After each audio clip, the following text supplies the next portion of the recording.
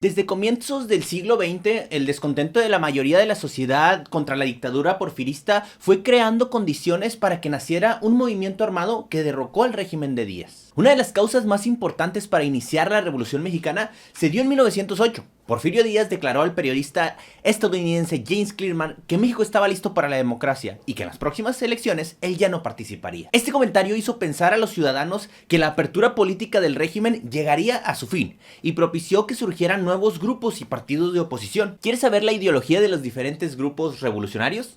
Para saber más, ve el video.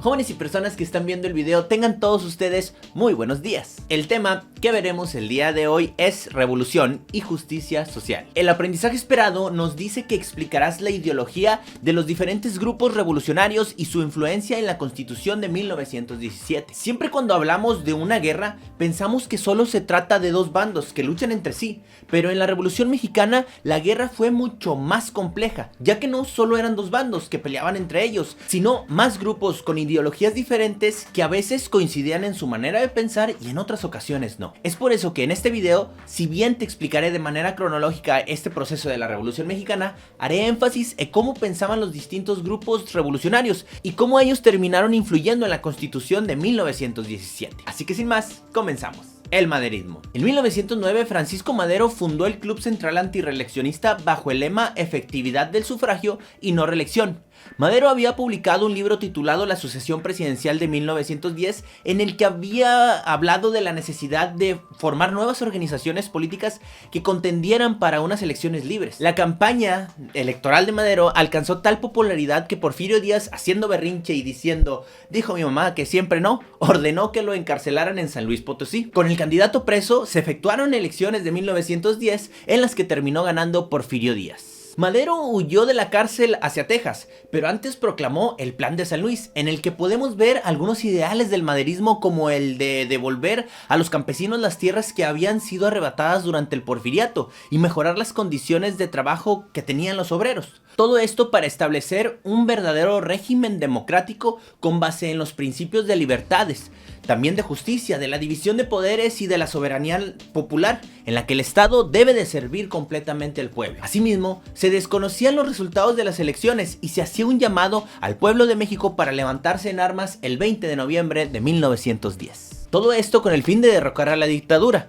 Y así, entre noviembre 20 de 1910 y mayo de 1911, se levantaron varios grupos revolucionarios por todo el país. Con el inicio de la Revolución Mexicana, podemos ver el levantamiento de distintos grupos en varias partes del país. Por ejemplo, en Chihuahua, Pascual Orozco comandó los ejércitos maderistas. A él se le unió Francisco Villa, un líder que contaba con el apoyo del sector popular, tomando así Ciudad Juárez. En el sur, grandes campesinos encabezados por Emiliano Zapata tomaron la ciudad de Cuautla. Aunque el levantamiento surgió como un movimiento de carácter político, pronto se manifestó como una verdadera revolución social que involucró a los diversos sectores de la población y a las clases media y media alta. Con ello, se puso de manifiesto una realidad que el régimen porfirista no veía o no aparentaba ver. El país clamaba por un cambio profundo en sus estructuras y dar fin a la desigualdad. A finales de mayo de 1911, Porfirio Díaz y su gabinete renunciaron al gobierno de México. El Poder Legislativo designó como presidente interino a Francisco León de la Barra, quien había sido secretario de Relaciones Exteriores durante el porfiriato. León de la Barra se comprometió a convocar nuevas elecciones. Porfirio Díaz se exilió en París, donde murió en 1915. Al asumir la presidencia, Madero impuso una profunda transformación democrática en el país. En su gobierno se respetaron los resultados electorales y se respetó también la libertad de prensa.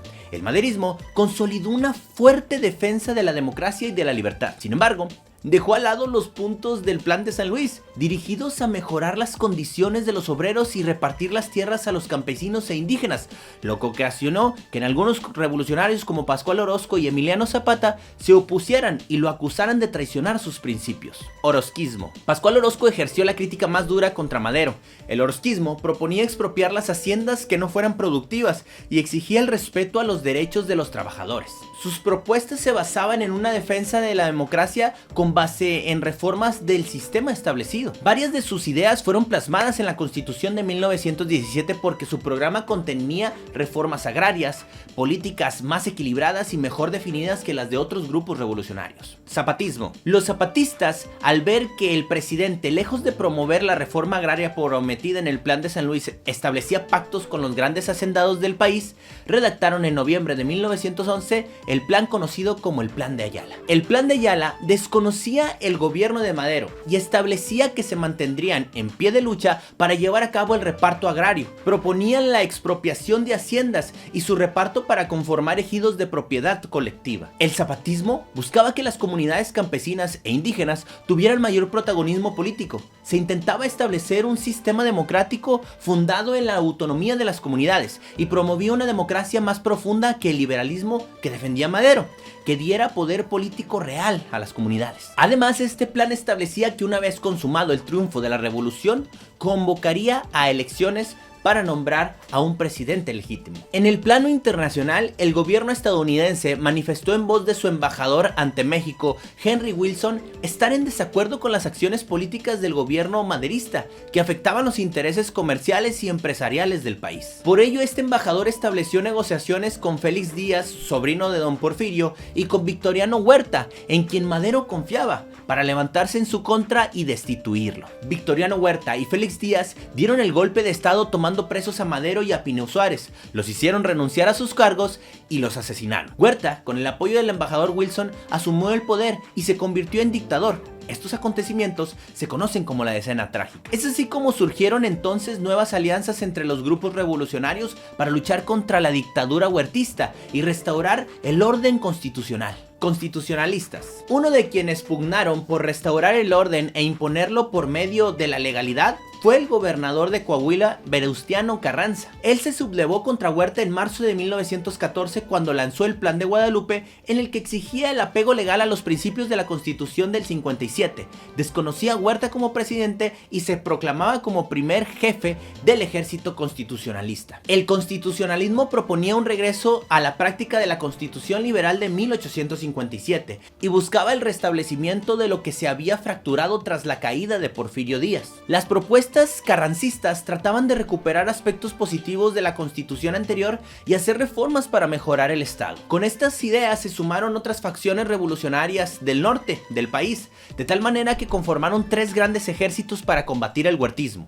El ejército del noreste estaba comandado por el llamado trío sonorense que formaban generales Álvaro Obregón, Plutarco Elías Calles y Adolfo de la Huerta, militares con capacidad de negociación. La división del norte, comandada por Francisco Villa y a la que se unió el general Felipe Ángeles, sustentaba su fortaleza en que aportaba al movimiento constitucionalista el apoyo popular.